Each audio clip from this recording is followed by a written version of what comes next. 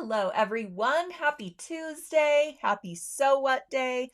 I hope you had a great, long, restful weekend. It is September, and that means it is the most wonderful time of the year because it is National Sewing Month. That's right, everyone. It's National Sewing Month, and we really go big for National Sewing Month, as you can imagine, because it is, the time to celebrate our love for sewing, the time to pass on our love for sewing to others. It's a great time to learn something new, to expand your skills, and it's really a great month to get a kickstart on those holiday project plans. I know it's hard to wrap our brains around this because it's still technically summer. But we need all the time we can get if we are going to make handmade gifts and things like that, especially if we're going to sew anything for Halloween. So that's what we're going to talk about today is a really fun Halloween project. It utilizes one of our sulky patterns, but in a new way. And we can sort of use a lot of different patterns in this way to create some different looks for the tote bag that I'm going to present to you today. So we will get to that momentarily. First off, though, speaking of kind of switching decor and getting ready for holidays that are coming up, yesterday was September 1st, and my girls were like, it's fall, it's September, let's get the Halloween decorations out and let's get in the spirit of Halloween. And I was like, it's a little early for that. I mean, typically I don't get Halloween decor and things out until maybe October 1st, and then I enjoy them for the month. But you know what? I love Halloween, so why not? So we got the Halloween totes out. We started looking through all the decor and things like that. So now my dining room is kind of a mess of Halloween decor because now we have to find places for it and all those good things. But I did get this table runner out, which is kind of a transitional piece, I will say. It is our floral farmhouse table runner, and we have some limited kits available of this table runner project if you're interested in it. We did present it last year, I think in August. It is based on the oh my gosh, what is it called? Pinnacle Table Runner pattern by the Crafty Gemini, Vanessa Wilson. And we took that and kind of showcased those blocks that she created using her specialty ruler. And I made this sort of, I guess you could call it like a window pane type table runner. But also, I showed you in the webcast last year how to mix and match these blocks that you're creating using 5-inch charm squares of fabric to create some different looks. So you can have what we called like peaks and valleys, or you can have this sort of window pane look. There's all different ways to create this table runner and make it your own. Let's see. Let me show you what's in the kit for this. If you are interested, you get a whole bunch of 5-inch charm squares, and they're all assorted, but they're all from the same collection by Cotton and Steel Fabrics. Then you also get a spool of sulky 50-weight cotton thread for constructing your blocks. You also get that specialty ruler I was talking about that is designed by the Crafty Gemini. It is designed to fit right on that 5-inch square of fabric, so you can easily cut your triangle pieces with seam allowances included and all those good things. It also comes with some batting for your table runner. And then you will need your backing and binding fabrics, but these fabrics are so versatile. They're great for fall, mustardy colors, rust colors, those light pinkish kind of maroon colors, a really pretty deep navy. So all of these really great colors go with neutrals so well. So even if you had a muslin fabric, you could use that for the backing of this table runner and it would coordinate really nicely. And then you could even piece together some really crafty binding, and it would coordinate with your table runner. So lots of options here for your backing and binding fabrics as well. You could even just use solids and it would be beautiful. Along with this kit, you will get 6 spools of sulky filaine thread. This is a special collection of thread colors that coordinate with these fabrics. And the filaine thread is a really thick thread. It's a 12 weight thread and it's textured. So it almost has the look of really, really fine yarn. So when you use it for things like big stitch quilting, which is what I did on my table runner, it has a really vintagey quality to it. Almost like when we used to make quilts, you know, I have a quilt from the 70s, from like when I was born, and it's tied with yarn. That's how it's quilted. It's just tied every so often with some pieces of yarn. And this is kind of a throwback to those times. The filaine gives you that kind of yarny-like quality. I have a little bit closer up image. Maybe you can see the quilting a little bit better if I make this real big. So I did big stitch quilting, and I chose a different filaine color from that collection of 6 on each one of my blocks. And it just ties in all the colors of those fabrics so well. And I think I said that batting was included in this, but I think it's actually the solid fabric. Let me just, it's been a while since I looked at this kit. I think it's actually the solid fabric that is included that you will use on either side of your pretty printed blocks. I'm just going to check on it really quickly so I'm not making a mistake about what is included here.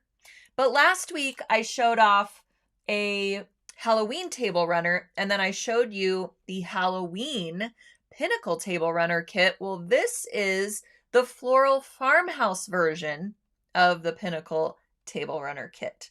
All right, so the kit includes the PDF pattern. The kit includes, yes, the blender fabric. That's what's shown here. It looks really white, but it's more of like an off-whitish, grayish color. You get 2/3 of a yard of that, and it's used for the background blocks. So let me show you again. So you could see I have this like grayish, off-whitish color. Those are my background blocks. And then you use the 5-inch squares for the accent colors of the blocks as well. So you get 24 charm squares, which are those 5-inch square fabrics.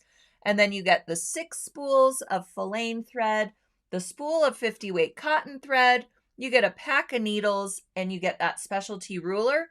And it's $48.99 for the whole kit.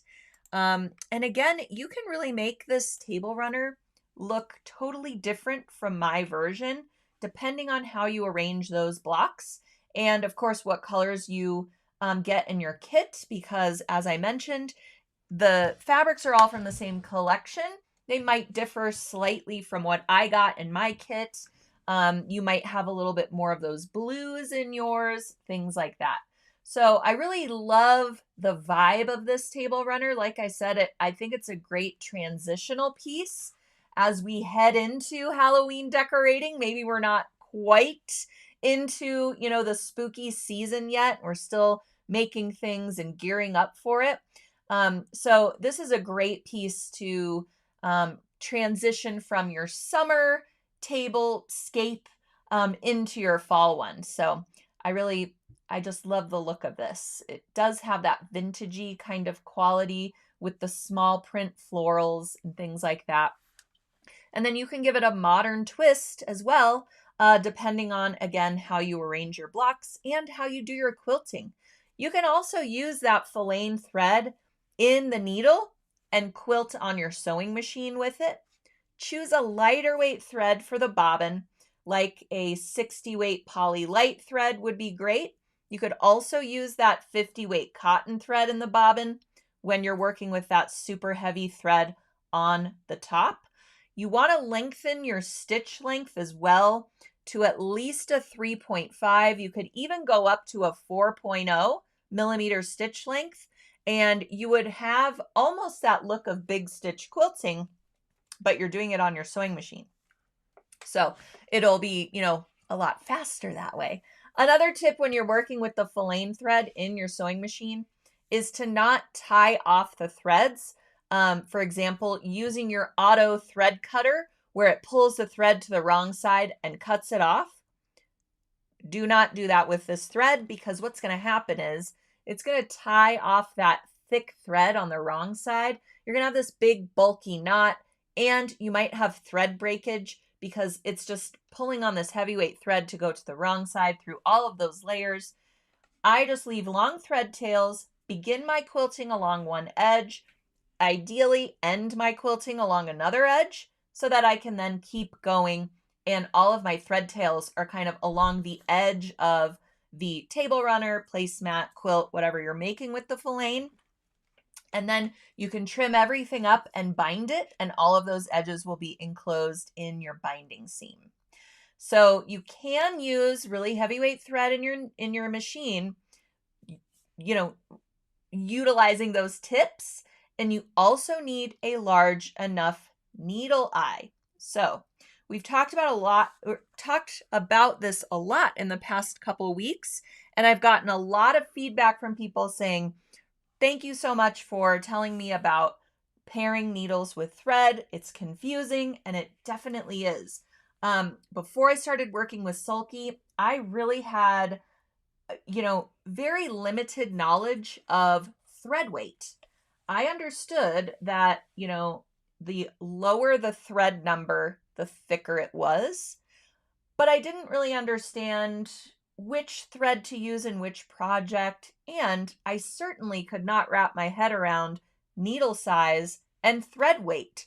But now that I've been with Sulky for so long, it's like ingrained in my brain, and I just feel so fortunate to have that education, because it really does help troubleshoot things at the sewing machine. If you're having thread breakage, if your thread is shredding, if your bobbin is bunching up on the wrong side, 9 times out of 10, it's because of the needle that's in your sewing machine. It's not because of the thread, unless you're using thread that's 200 years old, then it's probably the thread. But 9 times out of 10, it is the needle. So if you're having problems like that, number one, think to yourself, when is the last time I changed my sewing machine needle? If you can't remember, you need to change it, okay? And if it was for your last project, you might need to change it as well. I don't know about you, but sometimes I'll be sewing and I go to move the fabric from under the presser foot, and I don't even realize that my needle isn't in the complete up position. And so it'll snag on the fabric a little bit, or something like this will happen. And then I just try to keep sewing with that needle, and all of a sudden I start having problems. It's probably because I bent that needle ever so slightly when I was pulling my project away from the presser foot. Sometimes there's something wrong with your needle and it's microscopic and you can't even tell that it's there. I've had a burr on a needle before, didn't even know it was there, and I was in the middle of an embroidery stitch out, and all of a sudden my needle starts trying to sew over my embroidery foot. Like, I have a ding on the inside of my embroidery foot from the needle hitting it, because I was pulling my hoop away or something like this, and I snagged that needle a little bit. Or not snagged the needle, but my needle, hit against the hoop or something like this. I think that the thread didn't get trimmed or something. So when I was pulling my hoop away, the thread pulled the needle with it, and it got damaged. So all that to say, always err on the side of caution and swap out your needle first. Our needles are, not super duper expensive in the long run of our sewing supplies. So I always say, if you're going to grab up a kit or if you're going to start a new project, especially a garment sewing project, I don't know why a garment sewing project would matter that much, but I always change the needle before I'm starting a new garment, before I start a new tote bag. It really depends on, honestly, how long I've been sewing on it. I don't really have a rule of thumb, but I do like to switch out my needle for almost every project. You just have greater success that way. Less stress at the sewing machine. And let's face it, sewing is supposed to be fun, not stressful. Okay. So for that 12 weight filet thread, you do need a size 100 needle. You could even go up to a 110, but it's going to say 100/14. No, 100. What is it going to say? It's going to say, I'm getting confused with the 90/14. It should say 116. And I thought I had one right next to me. 116. That's going to give you a needle eye that's big enough to accommodate that 12 weight filet thread. Not only is it 12 weight, but it also has that texture to it. It's like a fuzzy thread. It's almost like a wool thread, but it's acrylic. So it's not as costly as wool thread, but you still get that great texture and look and feel that you would get with, let's say, a wool thread. And you can create really cool special effects with this thread.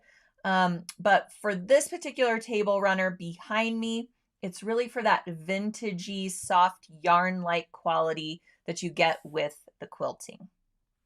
All right, so I just wanted to mention that because a lot of the times I will hang something behind me, and then after the So What episode, all these people email me saying like, what was hanging behind you? I've got to make that. And I'm thinking to myself, why didn't I mention that on the show? All right, so Floral Farmhouse Table Runner Kit at sulky.com. It's $48.99.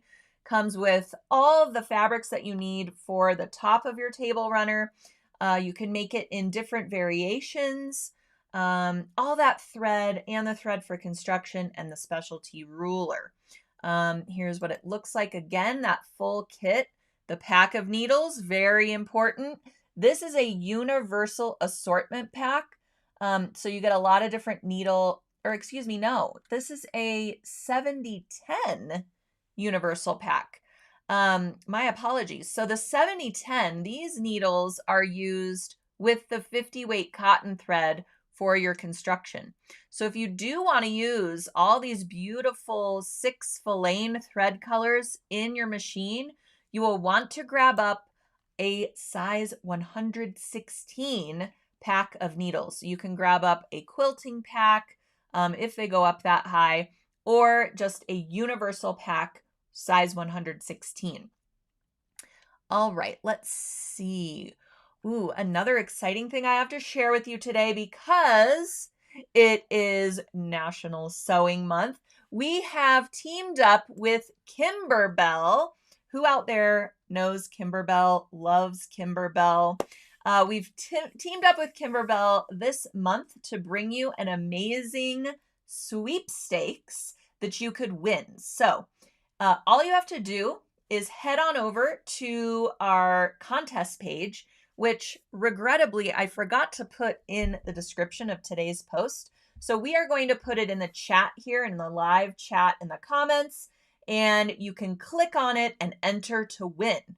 So what will you win? Over $380 worth of sewing supplies to outfit your sewing room for National Sewing Month. That's right. All right, so in this prize pack is a Sulky Poly Deco Slimline Thread Assortment, our Crossbody Tote Kit, and our Crossbody Tote Pattern and Video. You will also get an amazing kit from Kimberbell that's valued at almost $200 to make a beautiful winter-themed quilt. It involves machine embroidery, plushy fabrics. It's a beautiful quilt. You can see a little bit of it on this image here. It has cute little penguins and little mittens and all kinds of just adorable artwork from Kimberbell. So you can head on over. Thank you, Jill, for posting the link to the contest. And you can enter to win all month long. You get more entries if you share it out to your sewing friends as well. That's all you have to do to enter to win. And this is an amazing prize for one lucky winner. All right, so many things going on in September. Love it. Another thing happening in September is our sewing session with Sally Tomato. This is the Sabrina bag. And next Tuesday, 1 week from today, is when this course will be available for viewing. You will get your Sabrina bag pattern. You will get 6 Sashiko embroidery designs that you can use to embellish your bag with handwork. You can also use those designs and stitch over them with your sewing machine if you want, again, like a big stitch quilting look, but instead of doing it by hand, you can use your sewing machine. So I still have not made my second bag yet, but I'm going to be using this pattern. This is one of the patterns that also comes with the session. You get 6 to choose from, as I mentioned. This is another one that I have in progress with my stick and stitch. I have only just started it along the end here. I'm really sorry. My printer has decided to clean itself right now, and it's very loud. Okay, now it's done. This is another Sashiko pattern. And you print the patterns onto 2 pages of Sulky Stick and Stitch Stabilizer, which comes with purchase of the kit. If you grab up this blue version of the kit, you will get the Stick and Stitch Stabilizer. If you grab up the brown kit, that one is machine quilted. And within the session, there are a bunch of different ideas for how to quilt your panel for the bag. So you could see in this example, that center panel is machine quilted in a crosshatch pattern using Sulky Poly Deco thread. The thread matches that faux leather perfectly, so you don't really see the thread at all. You see more of the texture created by the thread. For this example, I used 12 weight cotton thread, so much heavier thread, and I straight line quilted it with double lines. And so this is going to be my faux leather version. And what happens with this cute little panel is you seam it, and then that seam becomes the center back, which is then covered up. And you add your top and bottom pieces, your side handles. So it's a really, really cute bag design. I just can't wait to see how you all make yours, because there are so many different ways to approach it. This is another one of the patterns. I need to rinse away all of my stick and stitch so you can see the beautiful stitching. And there's a number of threads, or a couple of threads, included with the kits. The kits are available at sallytomato.com. They did run out of them, but they are restocking and taking pre-orders for that restock. So you can still get the kit for the great deal. You can do the traditional Sashiko look, which is white thread on a dark, like navy or even black fabric. This is a navy. Or you can use Sulky Blendables thread and have almost like a watercolor look to your Sashiko for your bag. So there's lots of different options and ways to make that your own. But next Tuesday is when everything is available for viewing. You'll get the pattern, you'll get your Sashiko templates, and you can start creating your bag. So make sure to register, because you will get an email saying, okay, today's the day, everything's ready for viewing, and you can dive in at your convenience. It is not a live event, so you can watch and learn whenever it's convenient for you. You don't have to do the entire bag in one sitting. You can concentrate on your sashiko or your embellishment. And then when you have another pocket of time, maybe work on the handle and strap, and then you get the idea. All right, so I'm really excited for that one. I can't wait for you all to experience the Sabrina bag. If you have joined us for our New Year's Eve events in the past with Sally Tomato, you know how much we love working with them and how quality those events are, how amazingly just extensive, and there's just so many techniques and things you can apply to other projects. So I think you're really going to enjoy this format because everything is a video that you can watch again and again. The content never expires. You don't have to worry about keeping up because it's not meant to be a traditional sew along. And you can pause and rewind and fast forward whenever you need to when you are creating your Sabrina. All right, let's see. Mary says, love the blue bag. Great design. Patrick got a kit ready to start. Love that. Let's see. How big is the bag? It is on the small side, I will say, but you know, when you seam this, right, it actually is going to hold quite a bit of stuff, and it still has a base and the top to it and everything. This is just the center panel. But I just want to make sure I'm not getting it wrong. So let me look up the exact size so that I don't misspeak here. It is, bear with me just a moment. I know I have the size in here somewhere, or at least I should. Let's see. Well, maybe I need to add the size in here. I thought for sure it was on this page that I set up for the session, but evidently I am missing that. Oh wait, here we are. Just a moment. So the center panel is like 6.5 by 19 or something like this. Let me just figure in the base and top piece. Okay. It is, okay, so the finished size is 6.5 wide, 7 3/4 tall, and 4.5 inches deep. So, but again, it's like a bucket bag. So the bottom is this oval, right? That is 6.5 wide, 4.5 deep. So I think it's like deceiving the amount that you can fit into it, right? It's a really great little crossbody bag. It'll fit your phone and, you know, all sorts of things. A small wallet for sure. So cute. I love the style of it. There's 2 different closure options for it as well. You can do that little flip lock closure. You know, it literally like flips and locks it. You could do a magnetic snap closure. You could even omit the closure and have it be like an open bucket bag.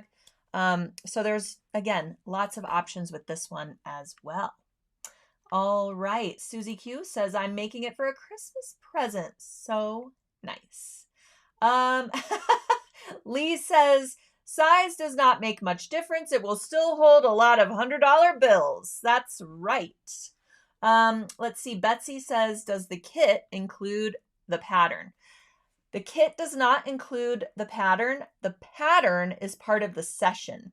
So once you purchase up the session, it's $19.99, and you get the pattern, which is a $12.99 pattern, and then you get the 6 Sashiko pattern templates as well, and then all of that video instruction and all of the posts and instructions that accompany each video. So that's what you get with your purchase of the session. That's where you will get your pattern downloads. Perfect. Let's see. Alexis has a needle question. She says, what is the difference between a same needle size, but the package says for embroidery or quilting, for example? All right, so the needle size corresponds to our thread weight, and then the needle type is for the kind of sewing that we're doing. So if you are obviously doing machine embroidery, an embroidery needle is great for that. However, there are some times where I like to use, let's say, a microtex or a top stitch needle for machine embroidery, and that depends on the fabric that I am embroidering. Like if I'm embroidering cork fabric or faux leather, something like this, I like to use a microtex needle. I used a microtex needle for the quilting on this faux leather in a large enough size to accommodate this thread thickness. I just have greater success with that microtex needle. It has a nice slim, sharp point. So when you are embroidering or top stitching or even sewing, honestly, these fabrics that are non-wovens, since they're not woven, they don't have this structure where the needle can penetrate the fabric through a hole in the weave. So it's kind of like the weave opens up to accommodate the thread that you're adding to it. When you're embroidering or sewing on a cork fabric or faux leather, there are no holes or openness or weave of any kind in this fabric, and you're adding thread to it. There's no way where for that thread to go. So you're creating a hole in it with the needle, and the thread is passing through it, which a lot of the times can cause these types of fabrics to pucker or buckle because they have to open up to accommodate that thread passing through it. When you use a microtex needle with that slim, sharp point, it's creating a hole that's just big enough for the thread to pass through it. And I've just had greater success with the type of hole that a microtex needle is creating versus a hole that's, let's say, a universal needle is creating. A universal needle actually has a slight ballpoint tip to it. So if you are trying to penetrate through a non-woven fabric using a universal needle, it's going to almost punch a hole into it rather than like poking a hole into it with a sharp point. Does that make sense? And so you have more of a possibility of that puckering or bunching to happen because of how your needle is puncturing through the fabric. So that's why we have different types of needles, meaning embroidery, microtex, top stitch, stretch needle, etc., versus sizes of needle, which the size of needle corresponds to how thick your thread is, because the size of the needle is how big or small the needle eye is. Does that make better sense? It takes a while to kind of wrap your head around this needle nonsense. But ideally, after, hearing it again and again and just experimenting with different needle types, at sulky.com, we have this needle assortment pack that you can purchase, and it has universals and it has embroidery and it has quilting needles in it in assorted sizes. That's a really great thing to purchase up so that, when you're doing a test stitch out, when you are doing something really decorative on an expensive piece of fabric like faux leather, you can take a little remnant after you've cut your piece or what have you and test out these different needles. The great thing too about the way our needles are packaged is you can move the needle over one or two places and that's the needle that you've used for something. Maybe it didn't, fulfill its entire needle life yet. Maybe you did a really quick embroidery design and you can use that embroidery needle again. Then you can kind of move it over to the right side of your needle pack and know that that was the one you used last time. So hopefully that makes better sense. Okay, let's see. Esther's waiting for her Sabrina to arrive. Did you get the blue or the brown one? Because I don't know how anyone is going to decide between those two. Love that. Okay. Noreen is asking, do you get the needles in the kit? Actually, I do not believe that Sally Tomato included needles in those kits. So you will want to make sure to get some needles for your Sabrina bag. If you're using the faux leather, grab up a Microtex needle. A top stitch needle also works great because there's a lot of top stitching in the pattern, especially when you're making your straps and things like that. And then for the canvas version, you can also get a Microtex needle because we are adding beautiful cork fabric to this. And that Microtex needle will be really great for all of that top stitching. And again, the straps and handles as well. Excuse me. Okay, perfect. And yes, we do have an organ needle guide on our website. It does explain a little bit more about needle differences. I think there's even like the anatomy of a needle on there as well. It's like a PDF, so that's really useful as well. All right, perfect. Alexis says, I'm excited for my first New Year's Eve sew-along. Yes, we are still working on finalizing that one, but you guys are going to love this year's bag. I'm really excited about it. I get to tell you about it in about a month, so get ready for that one. All right, and Susie says, oh, it's easy to decide which kit to get. Just get both, right? Feel ya. All right, well, let's get to today's project before I babble too far along on other items. But today's project is this really cute witch hat trick-or-treat tote. And you could also make this just for, a library tote or going around town. It's a very, very cute tote bag. And what I love about this is it showcases a quilt block on the front of it.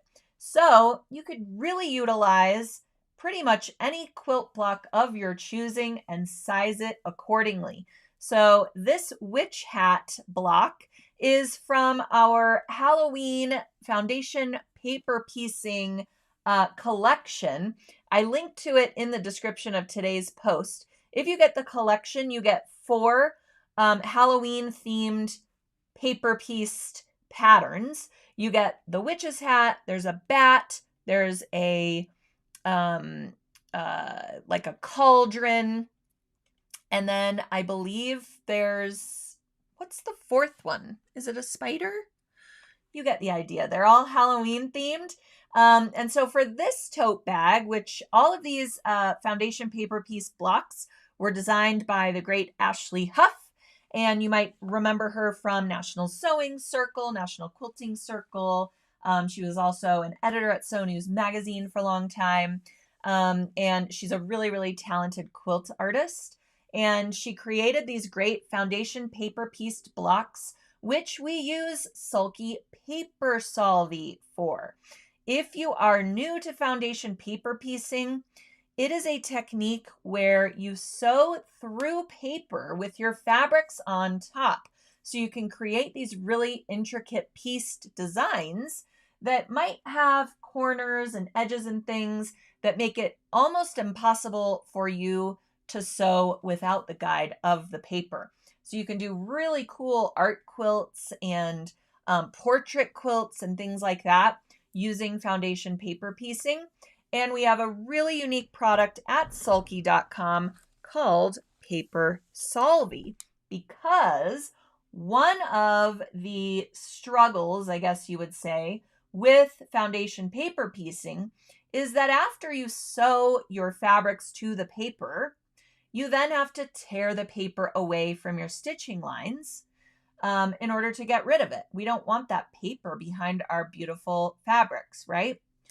Well, sometimes, as I mentioned, you have these really intricate corners or really small pieces in your paper piecing projects or patterns, and it becomes really difficult to tear that paper away along the stitching line. Or we go to tear it away and we pop our stitches out. Then we have to sew over it again, and it becomes a frustration rather than a good time that we're supposed to have sewing. So what this is, it's a very lightweight, printable, water-soluble paper. So you can tear away as much as you can from your stitching line. Let's say you have larger pieces or border pieces. You can easily tear those away. But all those small little pieces, you can leave in the block. And then when your project is complete, everything's bound if you're making a quilt or, in this case, your tote bag is complete. You can throw it in a rinse and spin cycle or just wash it in your washing machine, and all of the paper solvy will be gone. It dissolves in water just like our stick and stitch. So really unique stuff. Absolutely love it. It goes right in your home printer. You can print off all of your foundation paper piecing patterns onto the individual sheets and then start sewing your fabrics to it. So the first thing to do for this tote bag is to determine the little quilt block that you want to feature on the front of the tote. This quilt block, I think, finishes at about 8.5 inches square, something like that. So you could do a fun, log cabin block. You could do a pinwheel block with some cute Halloween fabrics, or you can grab up one of our foundation paper piecing Halloween patterns, like this really cute witch, and create your block. So after that, we want to add borders to the block, and that's what these black strips of fabric are on the tote that you can see here. So after we've pieced together whatever quilt block we want to showcase, and I will say these were created as mug rugs. So once you piece together your witch's hat or cauldron or your bat, what have you, and you've removed your paper solvy, if, as much as you can tear away, as I mentioned, you can leave it all intact. You don't even have to tear away the bigger pieces if you don't want to. And that will help stabilize your block a little bit better as well as you add on these borders and start constructing the tote. And then you can wash the whole thing away when your tote is complete. But for the mug rug, you would finish your block, add your backing, quilt through all layers, bind it, and you have a really cute mug rug for Halloween. If you're doing a craft fair or you want to create some teacher gifts, a little mug rug with a cute little Halloween mug, maybe some hot cocoa. How cute. Love that gift. All right. But for this, we are going to add some side borders, and then we are going to add our upper and lower border. This would make a cute mug rug in and of itself, just like this, or a pot holder or a little centerpiece for your table. Maybe you have a really narrow table and you have some cute little vases or candles or something like that that you put out for Halloween, and you can create a pretty little coaster for them. The other thing I love about foundation paper piecing is it's great for scrap busting. So if you have some leftover Halloween fabrics from last year, maybe you made our Halloween pinnacle table runner and you've got some 5-inch squares left. Maybe you are making our Creepin' It Real table runner from last week and you have some leftover little binding pieces or things like that. You can use it for foundation paper piecing because even the smallest little fabric pieces can be incorporated into the design, as you can see here. So once we've added our borders, we're going to add the tote borders to the upper and lower edge. So we're just building out our quilt block to the size of tote that we want. So this is our tote front, of course. All right. So now we are going to create a little quilt sandwich. So we've got our lining fabric, batting over the top of that, and you want to use a nice lightweight batting for this. You could also use fusible fleece. I love using fusible fleece for totes. And when you're quilting, the batting doesn't shift because you fuse it, right? You can also get double-sided fusible batting as well. Or you can use some Sulky KK2000 temporary spray adhesive, and you can make sure that everything is secured together without the use of fusible. If you are going to heavily quilt this, I would use the KK2000 rather than a fusible, because depending on how much thread you add to your quilt sandwich, your fabric may want to shift outward a little bit, for the same reason that I was talking about with the faux leather. There's only so much room, even in a woven fabric, to accept more thread. That's why we have things like stabilizer to add thread count to our fabrics, so that we can really load it with thread without those things happening. All right, and here's our KK2000. Just to make sure all of your seams are pressed away from center and everything is secured together, basted in some way. All right. Now you can choose the thread that you would like for quilting your tote exterior. This is our Halloween Haunt 50 weight cotton thread assortment, and it happens to be our giveaway today for one lucky viewer who is watching, commenting, giving me those great emojis, somehow engaging with the post today. Sulky will be giving away this Halloween Haunt thread palette. It's valued at about $17, and you get 6 spools of thread in these great Halloween colors. You can see there's 2 different oranges. There is that great lime green color, a black, a gray, all these colors that you will be using for your Halloween makes. So for this, what Ashley did was she changed the thread color based on the fabric that she was quilting on. And she did some different straight line quilting patterns. I'll show them to you here. Oh, it's a little bit difficult to see, but she also quilted around it as well. So you can see the top and bottom borders are straight line quilted with that lime green thread. The white fabric that's around the witch hat, that's all quilted in white. And then I have a little bit closer up image of the witch's hat. You could see she swapped thread colors for each portion, each pieced area of the hat, so that the quilting really blends in to that fabric. And I love how she did some different directional quilting for each piece as well. It really gives the hat a little bit more movement. So I really love her use of quilting in this block. All right. After your quilting is complete, you're going to square up your tote front. And I should mention that all the supply list and the cutting dimensions and all of that are on the Sulky blog, and I linked directly to it in the description of today's post. It'll say tote supplies, I think it says. So under that, you will find a link to the blog post where this project lives. You will find a link for the Halloween mug rug foundation paper piece patterns, links for the thread pack that I'm giving away today, the KK2000, all of that. All right, so no need to kind of worry about sizes and things like that right now. You can grab all of that on the blog. So you'll square up your tote front, and then we're going to bind the upper edge. So you want to create some fun binding. As I mentioned, you might have some binding left over from your Creepin' It Real table runner. I have a bunch left over from mine. So this would be a great use for it, because you need binding along the upper edge of both of your exterior pieces. And then we're going to bind the entire tote as well. That's what keeps our quilted pieces together.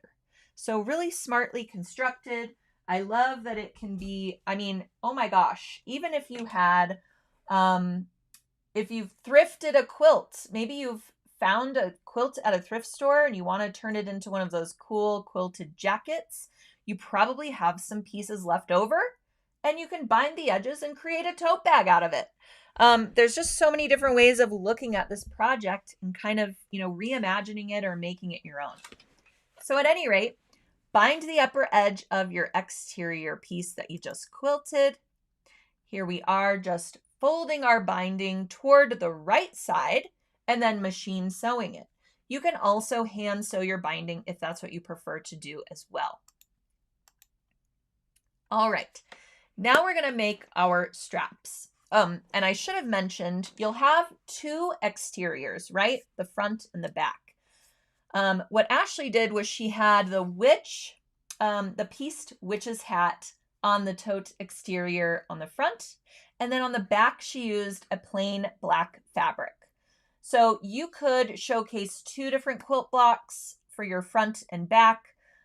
You could use a printed fabric for the back. You get the idea. But you want to quilt them both so they, the front and the back go together and look nice, and they're nice and quilted. All right. And then they both have the binding on the upper edge, of course. So we'll set those aside. And now we're going to create our straps for the tote. Two straps, one on the front, one on the back, of course. So we're going to fold our strap rectangle in half with right sides together, fold it in half lengthwise, give it a press. Then you're going to sew along that upper edge and the entire long edge. What's really helpful is to trim those corners off so that when we do turn this little tube right side out, we have nice crisp corners. If we kept all of that fabric bulk in there, our strap is going to have all of that bulk inside, and we won't have that nice crisp corner along the end of our straps. So then you're going to use a turning tool. If you have the Sulky multi-purpose turning tool, it's really great for turning things right side out. Sometimes I will use this really old paintbrush. You want something with a blunt end so that you don't poke through your stitching, especially along those corners. So turn your tubes right side out, give it a good press, and then top stitch both long edges and along that short end. We also want to tuck in our raw end toward the wrong side, press that nice and flat, so when we top stitch, the whole thing is complete and we have no raw edges left. All right, now we're going to position our strap on the tote exterior. So those ends of the strap abut the black border fabric, as you can see. So you can just place those. I think they're positioned maybe 6 inches apart, 5 inches apart, something like this. Again, it's all in the blog post for you. And you can pin those and then sew them down with a rectangle and an X between for extra reinforcement. So you can see the end of our strap is hitting right up against that upper edge of the black border piece. And then you've got your little rectangle with the X inside of it. Again, in matching thread so that it blends into that strap. And you can follow along your previous top stitching along the sides and lower edge of your rectangle. I love this cute little coordinating polka dot fabric, by the way. I wonder where she got it. So adorable. All right, then you're going to follow suit with the back of your exterior, placing your handles in the same location as the front, and then sewing those down with your X inside. So you can see this is quilted as well. I will blow this up a little bit. At least I thought it was. I think it's quilted in like a crosshatch pattern, but it's so very difficult for me to see in this image. All right. The point is you can quilt it as desired. Okay. So now we're going to place our exteriors wrong sides together, matching our binding ends matching up all of our corners, and we're going to clip generously. I thought this was a really interesting way to create a tote because a lot of the times I want to quilt through all layers of the tote bag, but then I don't want super bulky seams along the sides and lower edge. So sometimes I'll put an insert, like a gusset, in a tote bag in that sense, and then, or in that instance, and then I'll bind the interior seam allowance. But I thought this was pretty genius and kind of a quicker way to do things as well. All right, so we've got our front and back, wrong sides facing, and now we need some more binding for that edge. So you're going to fold your binding strip in half, press it so you have that nice crease.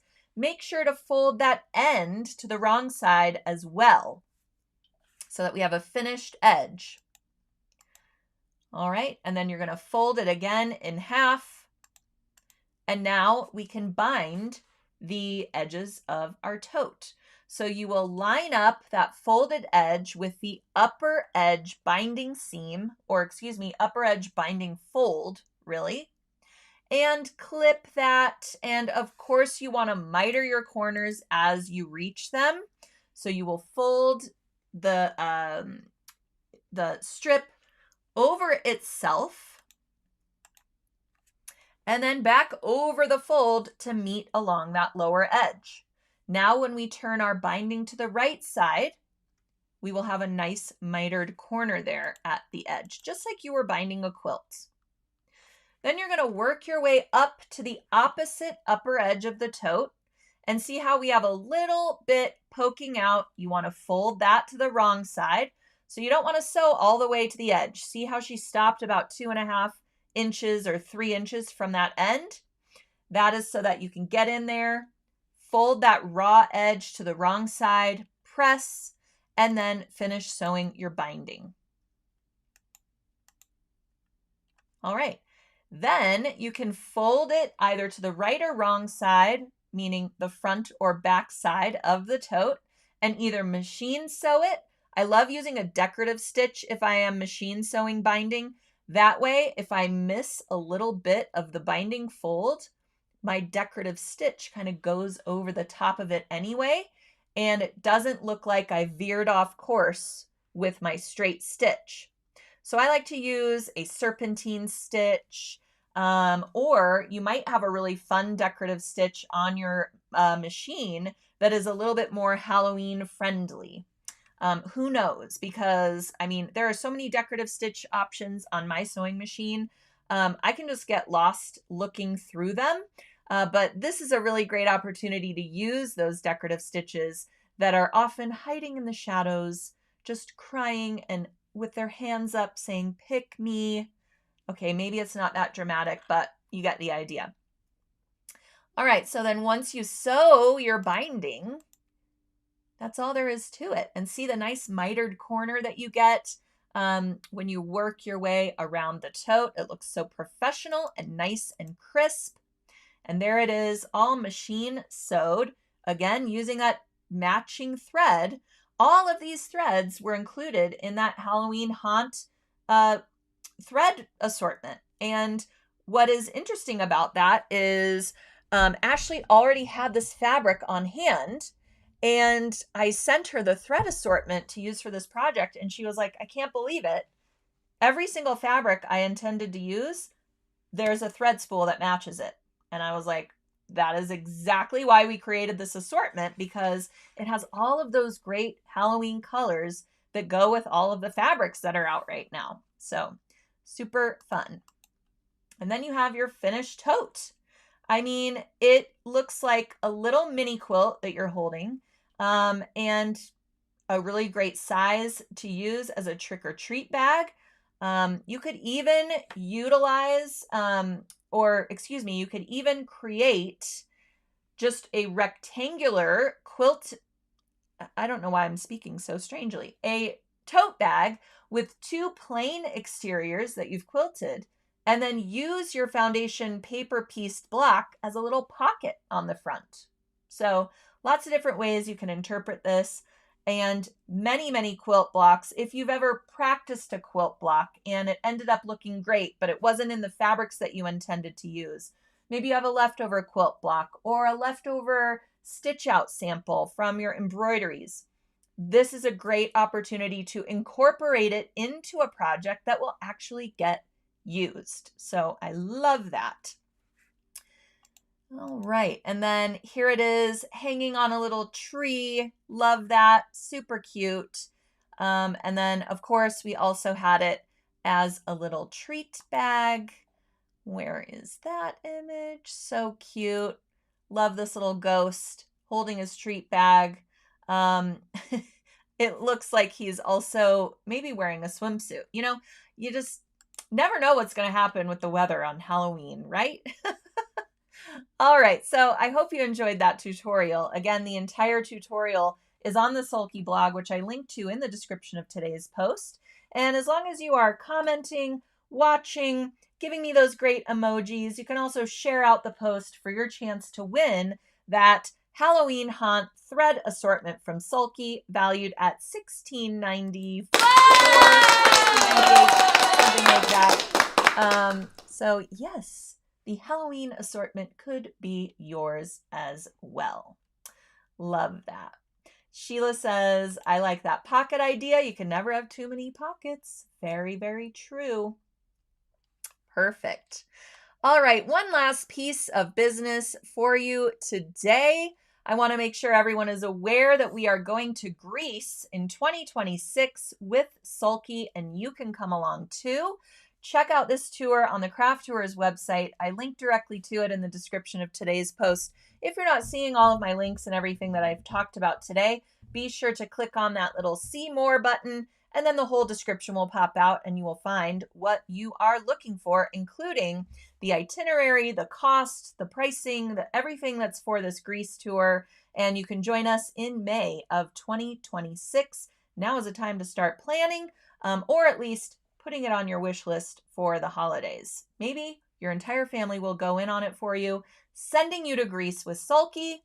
What an amazing time that would be. All right, be sure to head on over and let's see. Make sure you enter to win our National Sewing Month sweepstakes with Kimberbell.